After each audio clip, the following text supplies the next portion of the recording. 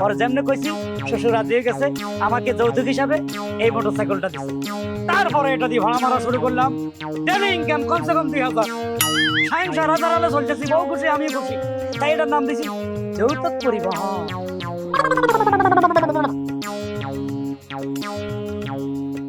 মুন্নি, হ্যাঁ বাইরে আসো তাড়াতাড়ি। কি সে এত তাড়াহুড়া কেন? গাড়ির চাবিটা দাও, গাড়ি দাঁড়া, আমি নিয়ে আসতেছি। জলদি করো। ওরে বাবা কি গরম, আল্লাহ। ওই তাড়াতাড়ি। এই ধরো, বাকিটা কই? রুমাল। এই যে নিয়ে আসছি। হ্যাঁ, এই যে বুদ্ধিমতিকার, চাহিবার মাত্র দিতে বাধ্য থাকিবা। আমি তো জানি তোমার এটা প্রত্যেকদিন লাগে, হ্যাঁ। এই জন্য আমি গুছাই রাখি। এই দুটাই নিয়ে তো আমার জীবন চলাফেরা করি, ঠিক আছে? সাবধানে কিন্তু গাড়ি চালাই। সাবধানে চালাইও মাঝ। ওকে, আচ্ছা, সাবধানে। গাড়িটা কি আমি মুছে দিয়ে আসবো? না না, তুমি মেয়ে মানুষ, তুমি ঘরে থাকো, গাড়ি আমি মুছবো, গাড়ির যত্ন আমি নিবো। আরে গাড়ি কি পঙ্কিরাজ, এটা পঙ্কিরাজ। ঠিক আছে। আসি কেমন? গাড়িতে তেল আছে তো? তেল আছে, মোবিল আছে, নো টেনশন, তুমি চিন্তা করবে না, অ্যাক্সিডেন্ট হবে না ইনশাআল্লাহ। দুপুরে খাইতে আসবা? হ্যাঁ আসবো। ঠিক আছে, সাবধানে গাড়ি চালাও। ওকে।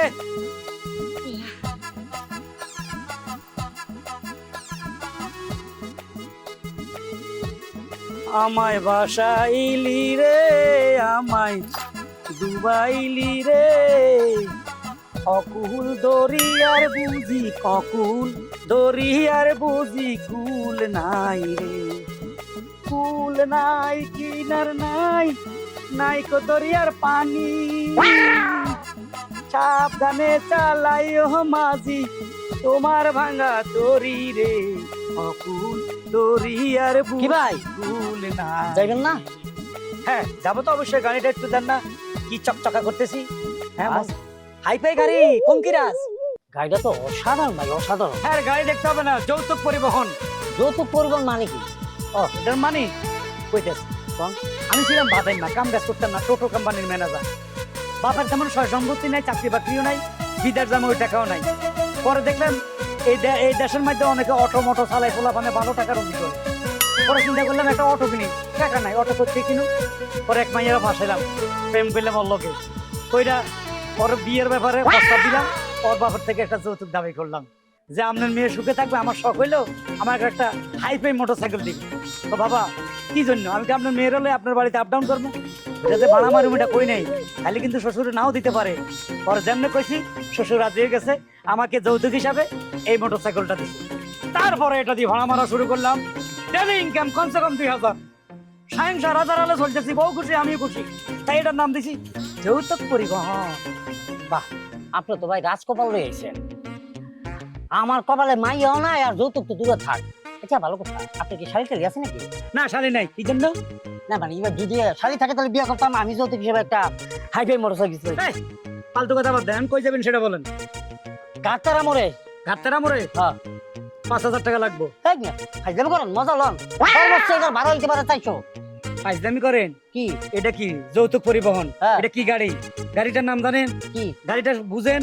না। এটা তো উঠবেন মনে করেন আপনি হেলিকপ্টারে উঠছেন, সোজা কথা। হেলিকপ্টার যাবো 5000 টাকা দেয়া, যৌতুক পরিবহন যাবো না। বাদাম মাত্র এ ফালতু লোক আইছে গাড়িতে উঠতে। কি লোক? মামা যাবেন? কই যাবেন? কই আর যামু? বেদমপুর যামু। বেয়াদবপুর? হ্যাঁ। এটা আবার কোন জায়গা? এই বেয়াদবপুর কোথায়? আরে আল্লাহ, আপনি চিনেন নাই? না কোনান দিয়ে দেয়। এই যে মনে করেন যে পুবাইল আছে, পুবাইলের যে পরে যেটা, হ্যাঁ। ওইখানে। ও ওই চিপাতলা, চিপাতলা, হ্যাঁ চিপাতলা বেয়াদবপুর। হ্যাঁ, ইস এটা নোংরা জায়গা, ওই না যাবেন কেন? দেখুন ভদ্র মহিলার মতো লাগে। আমার ওইখানে কাজ আছে। আর আপনি যাইবেন কিনা তাই কেন? ভাড়া কত নিবেন? ভাড়া 2000 টাকা দিন।